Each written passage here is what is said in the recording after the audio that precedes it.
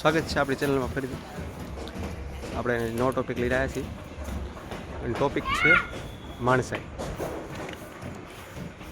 મારા એક ફ્રેન્ડના બિહાફમાં મેં એક વ્યક્તિને પૂછેલું કે આપણે આ વાહન લેવું હોય તો એક્સપેક્ટેડ કોટેશન શું આવે. એટલે બિહાફ એટલે એના બદલે મારા ફ્રેન્ડના બદલે મેં પૂછ્યું હતું કે મારા ફ્રેન્ડના જે બદલે સમજો ને, કેમ કે આપણી પાસે અત્યારે શબ્દો નથી, એના અલ્ફાઝ અઘરા છે.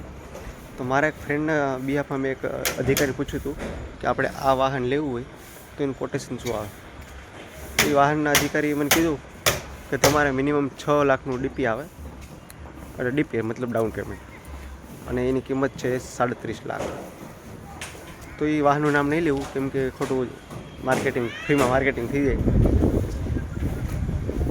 તો પછી ભાઈને એ અધિકારીને પૂછ્યું, મેં કીધું કઈ રીતનું હોય. મને કે તમારે અંદાજે હપ્તો, મેં કીધું 30-35 હજારનો હપ્તો આવે સાહેબ. તો સાહેબ કે ના, 30-35 હજાર કાંઈ ના થાય, તમારે 70,000ની ગણતરી રાખવાની, બરાબર. અને 70,000 ખાલી EMIનો હપ્તાની ગણતરી રાખવાની, અને તમારે દર મહિને 1 લાખનું રોટેશન રાખવાનું.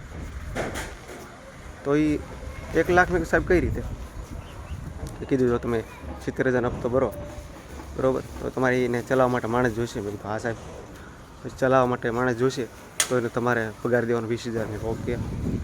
પછી 10,000 કંઈ ખાવા પીવાનો ખર્ચ છે, મોબાઈલ બિલ છે, કોઈ બી અધર એક્સપેન્સ છે, એને દીકરા જેમ રાખવો પડે. તો મેં કીધું સાહેબની વાત તો સાચી છે, ખોટી તો કંઈ કીધી નથી.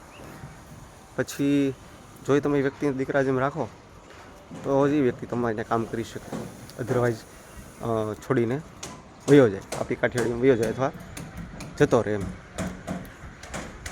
તો મેં કીધું વાત તો સાચી છે કે આ હાર્શ રિયાલિટી છે, હાર્ડ નહીં, હાર્શ રિયાલિટી. હાર્ડ રિયાલિટી અને હાર્શ રિયાલિટી બંનેમાં ફરક છે, એ આપણે નેક્સ્ટ વિડીયોમાં સમજીશું. આ હાર્શ રિયાલિટી છે કે તમારે ત્યાં કોઈ બી વ્યક્તિ કામ કરવા આવ્યો હોય તો તમારે એને એક દીકરા જેમ રાખવો પડે. પછી ભલે તમે એને 5,000 પગાર આપતા હોય કે 10,000 આપતા હોય કે લાખ રૂપિયા આપતા હોય, એને તમારો સ્લેવ ના સમજવો. સ્લેવ મતલબ ગુલામ.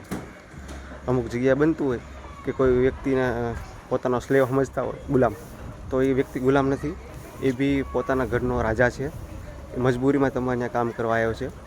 આ જનરલ વાત છે, કોઈએ માથે ન ઓઢવું, સમજાયું? કોઈ માથે નહીં ઓઢવું. આપણે કોઈ વ્યક્તિને ટાર્ગેટ કરીને વિડીયો નહીં બનાવતા, બરાબર. એટલે આ હાર્શ રિયાલિટી છે, આ બધાએ સ્વીકારવી જોઈએ.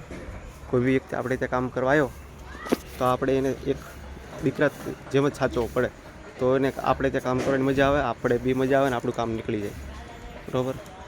આવી નવી આ વિડીયોમાં ઘણો મોટો સંદેશ મેં આપ્યો છે. તો નેક્સ્ટ વિડીયોમાં આપણે બીજા ટોપિક પર વાત કરીશું. જય હિન્દ, જય ભારત.